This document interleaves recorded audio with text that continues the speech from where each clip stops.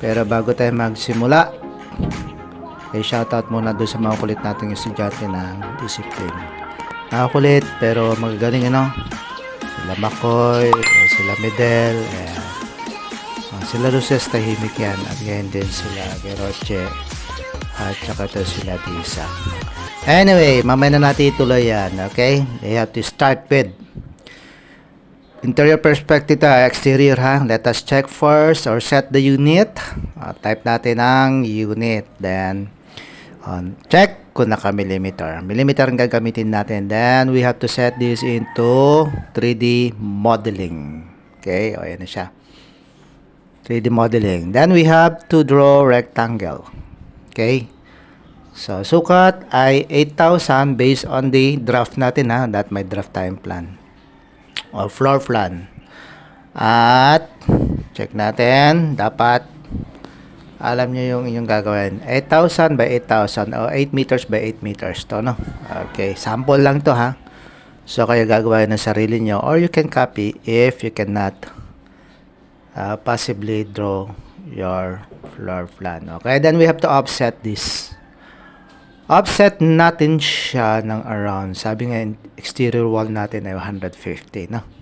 Or 6 inches. Then after that, of course, double check nyo, offsetting, ha. I-offset nyo, then kailangan muna nating i-explode. Explode muna natin para ma-offset pa natin ng division or partition ng floor plan. Okay, offset natin, 3,000. Ito, 3,000 yan. Then, 3,000 again to. Okay, ito, ha, yan, 3,000, ayan. Then, after that here, ayan, 3,000. Then, again, another nyan ay 3,000 ulit. Iusog lang natin siya rito. Okay, para sa balcony. So, makita nyo yung draft perspective niya sa manual. Ayan. Then again, we have to offset this. Okay? Yan, offset natin yan ng 50-50 kasi 100 ang lalabas niyan doon sa 50-50 interior wall natin. 50 para mag 100. Okay, then we have to trim. Linisin na natin. Trim. Ayan. Trim again. Trim natin to. Tanggalin natin yan. Sa mamaya, i-draft na lang natin for the doors. Actually, yung interior, hindi naman na natin kailangan. So, exterior, details lang ilagay natin. So, erase natin to. Erase natin yan. Yung mga panggulo. Ayan. Makakaabala yan mamaya for the windows and doors. Okay. Then, erase natin to mga tong kalat. Erase natin yan. Erase. So, make sure nyo na walang kalat yan para hindi magulo ang perspective mamaya. So, ito yung balcony. Ayan yung window, door yan, window, may window dyan, CR. Okay. So, ayan na siya. Then, dalhin natin sa southwest. Another view, ha. Check natin yung southwest kung ano itsura. Para ayun. Yan na, southwest. Pero mas komportable ako sa southeast. Yan. Gawin natin southeast. So, ngayon, press pull tayo. Press pull. Ang height first is 4,000. Ito, 4,000 to. Ayan, 4,000 yan. Then, next is 3,000. Ito naman, 3,000. Then, this one is 4,000 din. Kasi magkatapat yan. Yung wall na yan. Partition siya doon sa balcony. Kaya pag nakita nyo, ayan. So, we have to type, this one is 4,000. Yan. The next is 3,000. Okay. 3,000 yung isa. Then ito, so mas mababa is 500. Okay, 500. Next is 3,000 again. 3,000, then 500. Ito, 500, ha. 500 yan. Press pull niya. Then, press pull height din nito ay 3,000. Then again, gagawa tayo dito ng rectangle, ha. Pero, punta muna tayo sa property, type nyo PR, para baguhin natin yung kulay, para hindi tayo malito. Ayan. May manage muna natin. Although hindi tayo naka-layer. Gawa tayo rectangle dito. Ayan. Then, same here. Ayan. Then, we have to move this. So, move lang natin siya. Ayan, move. Okay, pick natin yan. Make sure nyo na yan ang sasama. So, move natin around 1,900. Okay, 1,900. F8 nyo lang or naka-ortho. On nyo lang. Para diretso siya. Then type 1,900. So, same with the other. Ayan. 1,900. The next, tingnan natin sa realistic niya. Ayan, yan na siya. Then we have to press pull. Pick natin. So, para sakto siya, dun sa endpoint niya itapat. Endpoint. Yan, endpoint. Okay? O, di ba? Sakto na siya. May butas na. Press pull again, 500. Ayan siya. Then ito, hindi nyo mape-press yan kasi nga wala siyang boundary. So, ang gagawin nyo muna, okay? Gagawa muna kayo dito ng rectangle. Yan. So, let us draw rectangle here. Baguhin natin kulay para hindi tayo malito na naman. Ayan. Maglagay lang tayo ng reference na kulay. Draw rectangle. Ayan siya ha. Corner to corner lang. UCS niya, okay na yan. Then, we have to move this again. 1,900 again. Naka F8 dapat ha. Yung line ha, yung line.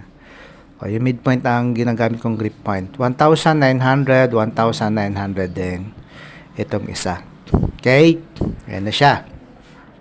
Then, go to again, press pull tayo. Ha? Ayan, auto-hide muna natin yun.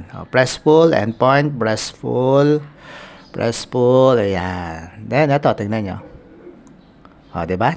Gumana na siya. Endpoint. The next here, ito, 3,000 din yan. Ang height niyan. 3,000, pantay-pantay sila. The next is 1,100. Ito naman. Okay, then here again, 3,000. 3,000.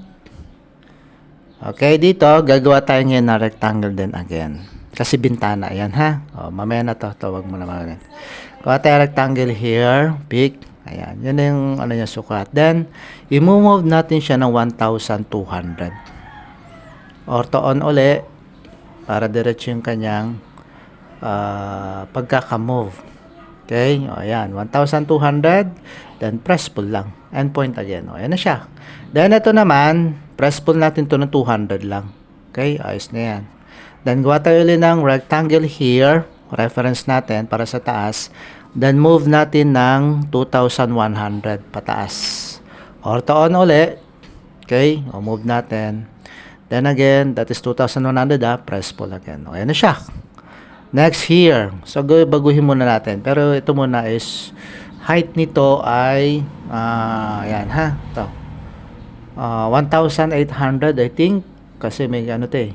Yan, 1,800. O, yun nga. Then, nahihirapan na tayo. We have to change the view. Okay. Ayan na siya. The next. Gawa tayo ng rectangle here. Rectangle. Sa UCS niya.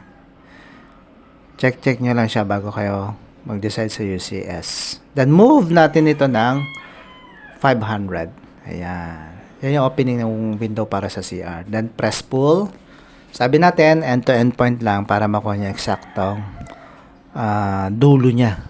Connection. Okay, yan siya. Ayan, di ba? Next. Press pull lang yan. Ayan, automatic. Mahaba. The next. Eto naman, i-join yan. Dapat naka-join lahat yan, ha? Check nyo, dapat naka-join. Kasi hindi nyo may press pull. Ayan, kita nyo. Hindi siya buo. Hindi naka-solid. So, what you're going to do is to join these lines. Tulad ng ginagawa natin. Make sure, ha? Kahit sa maliit na detalye, isa lang yung hindi may join dyan. Hindi yan aangat na sama-sama. Ayan, check nyo yung endpoint niya. Ayan, sa dulo hindi nakikita yan. Pwede nyo i-wireframe para makita nyo. Let us check kung kaya. Diba? Press pull. 3,000.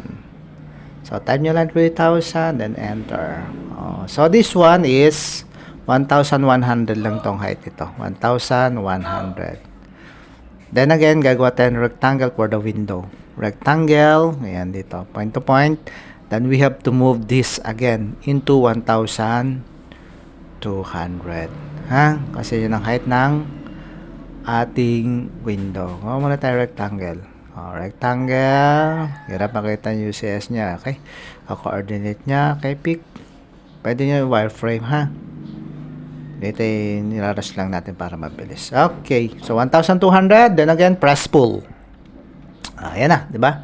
End-to-end point, unti-unti na nabubuo yung ating exterior perspective. Then here, gawa na naman tayo rectangle para may move natin pataas partition or rectangle. Then move this into 300. Okay. Then pull natin. Ayan na siya. Okay. Ito sa lanay yan eh. Bago tayo ng view. Yan no. Ito naman, kayo nang bahalang gumawa dito. So, ang height of move nito ay higher than 2,300. Pwede naman, bahala kayo. So, kayo nang gumawa niyan kasi yung baba grills yan eh. Pero lalagyan ng partition ha. Pag natapos siya, pakita nyo na lang. Pakita natin mamaya yung materials niya. Okay? So, ayan na itsura ha. So, gagawin nyo lang naman ng gawa kay rectangle dyan tulad ng ginagawa nung una. Pick nyo yan. Endpoint to endpoint. Saka nyo i-move ngayon ng 2,400, 2,500. Pwede naman. Ayan na siya. Pag na material na. Okay, dito tuturo ko sa inyo paano paggawa ng glass. O, ayan no, kasi meron ng glass siya no, ginawa. Para mabilis. So, wireframe nyo muna. Sample lang to ha. Gawa kayo ng rectangle. Midpoint nyo siya at negative 10, negative. Yan ang position ng UCS. Ayan siya. Negative 10, negative 950. Itong isa is 940, negative 10. Ayan. Sa UCS niya. Then we have to press pull na lang. Press pull nyo siya. Yung 10 is yung kapal ng salamin. Okay?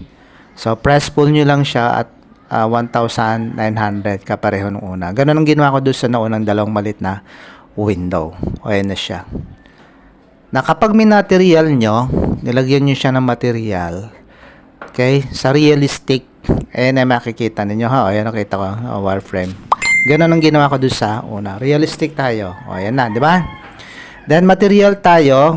O, pumunta lang ako sa Autodesk Library. Hinanap ko yung glass. Pinik ko lang yung kulay. Ayan. Glass ha. Glass yung kategory ng Autodesk Library.